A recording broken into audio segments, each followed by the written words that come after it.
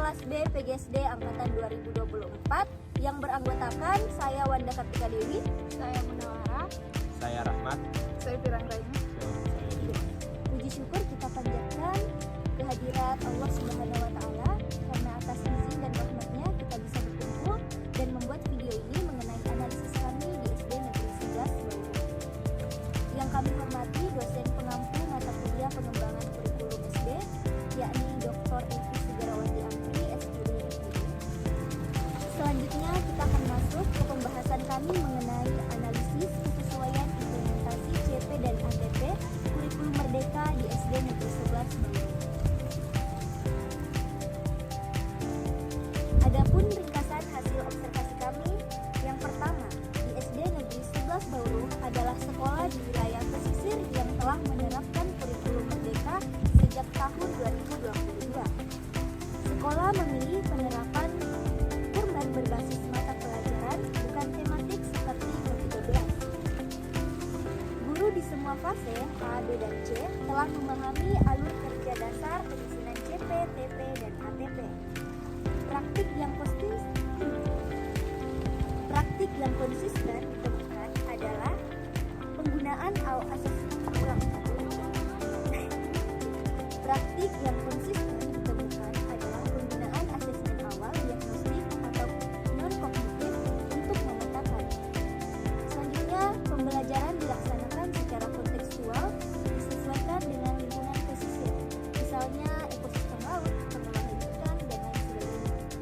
Adapun tantangan utama adalah kesenjangan pelatihan formal, namun dapat diatasi sementara melalui budaya kolaborasi yang kuat antar guru. Selanjutnya, saya serahkan ke teman saya, Munawara. Adapun aspek praktik idealnya, berdasarkan observasi kita, beberapa praktik di SDN 11 Bauru dengan sesuai dengan panduan ideal kurikulum merdeka. Pertama itu pemahaman alur kerja.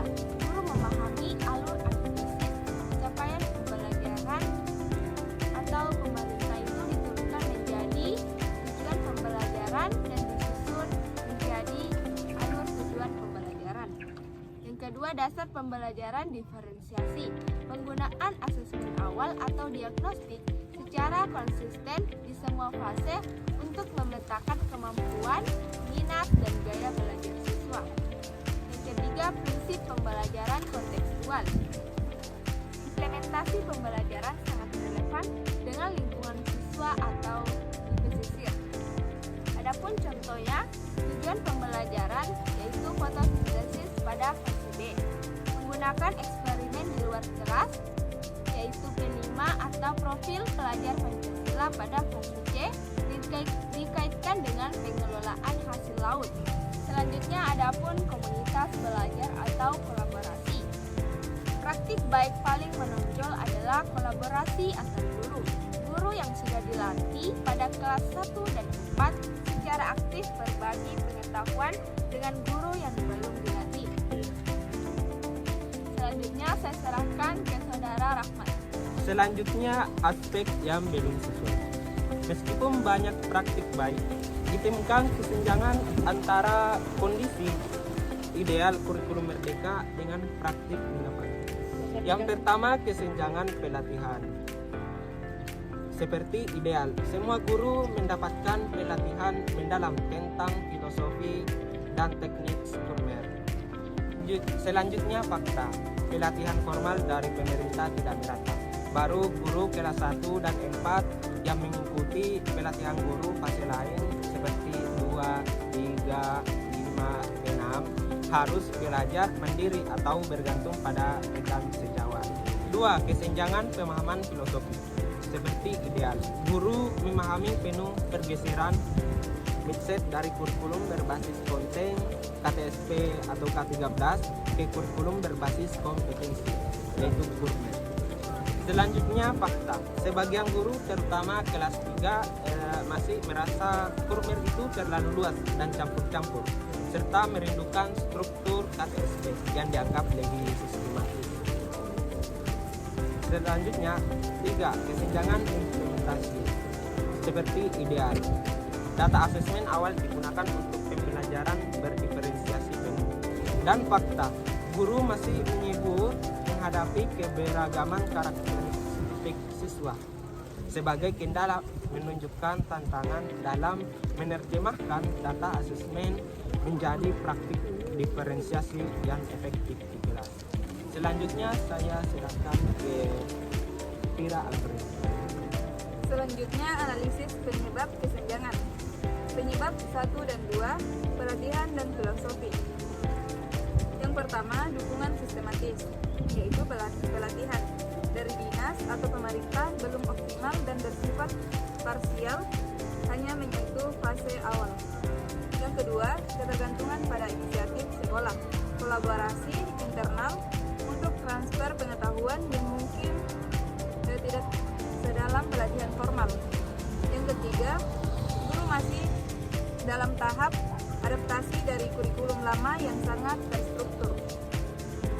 Penyebab ketiga, implementasi. Yang pertama, Kurmer masih dianggap hal baru. Guru perlu waktu dan contoh praktik baik untuk berlatih dari teori menyusun ATP ke eksekusi mengelola kelas yang beragam. Yang kedua, kurangnya pelatihan berdampak langsung pada kepercayaan diri dan keterampilan guru dalam mengeksekusi pembelajaran berdiferensiasi. Selanjutnya, rekomendasi perbaikan. Untuk pemerintah atau dinas pendidikan, segera memberikan pelatihan Kurmer yang intensif, mendalam, dan merata untuk seluruh guru di semua jenjang kelas, tidak hanya fase awal. Yang kedua, menyediakan pendampingan berkelanjutan pasca pelatihan. Untuk pihak sekolah, kepala sekolah, yang pertama terus memperkuat dan melembagakan budaya kolaborasi yang sudah berjalan baik. Yang kedua, menjadwalkan sesi berbagi praktik baik secara rutin sebagai solusi internal untuk mengatasi kesenjangan pelatihan. Yang kedua, fokus memanfaatkan data hasil asesmen untuk merancang modul ajar dan aktivitas yang lebih berdiferensiasi sesuai kebutuhan siswa. Selanjutnya saya serahkan ke saudara Yunus. Baik, langsung saja refleksi.